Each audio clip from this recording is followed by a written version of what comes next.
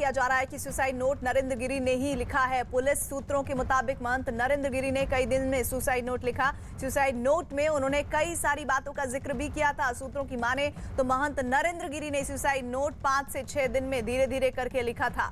अब सिर्फ forensic report की औपचारिकता का इंतजार किया जा रहा है। फॉरेंसिक रिपोर्ट के बाद साफ हो जाएगा कि नरेंद्र गिरी ने ही ये लिखा था सुसाइड नोट या फिर नहीं। तो इस वक्त की बड़ी खबर नरेंद्र गिरी के सुसाइड नोट से जुड़ी हुई। इलाहाबाद से सूत्रों के हवाले से दावा किया जा रहा है कि सुसाइड नोट नरेंद्र गिरी ने ही लिखा था, जिसमें आरोपी आनंद गिरी के बारे में जिक्र था कि वो परेशान करता था। साथ ही आद्या तिवारी का भी नाम था, संदीप तिवारी का भी नाम था कि वो मानसिक तौर पर उन्हें परेशान कर रहे हैं। पुलिस सूत्रों के मुताबिक महंत नरेंद्र गिरी ने ही कई दिन में सुसाइड नोट लिखा है। सुसाइड नोट में उन्होंने कई सारी बातों का जिक्र भी किया है।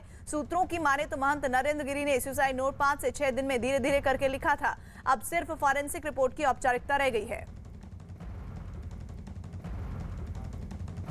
अखिल भारतीय अखाड़ा परिषद के अध्यक्ष महंत नरेंद्र गिरी की मौत के बाद कई सवाल खड़े हुए और सवाल खड़े होने की वजह था वो सुसाइड नोट, जिस पर कई बड़े संतों ने कहा कि उतना बड़ा सुसाइड नोट वो नहीं लिख सकते, वो पढ़े लिखे नहीं। इसमें भी हवा दे दी कैलासानंद ने।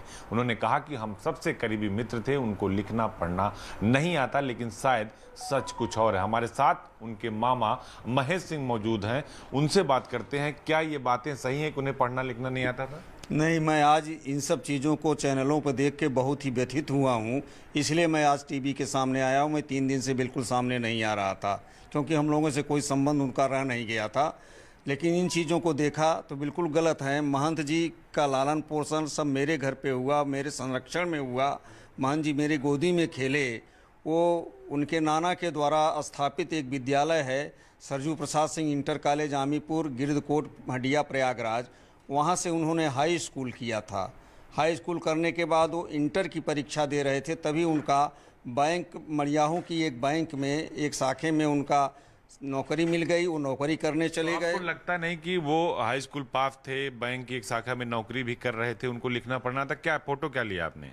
ये फोटो मेरे शादी के समय की है, महंत जी की, जो हमारी शादी में थे। जो है ये इस तरफ, ये महंत जी ये हैं, ये जो है। अच्छा, इधर खड़े हैं।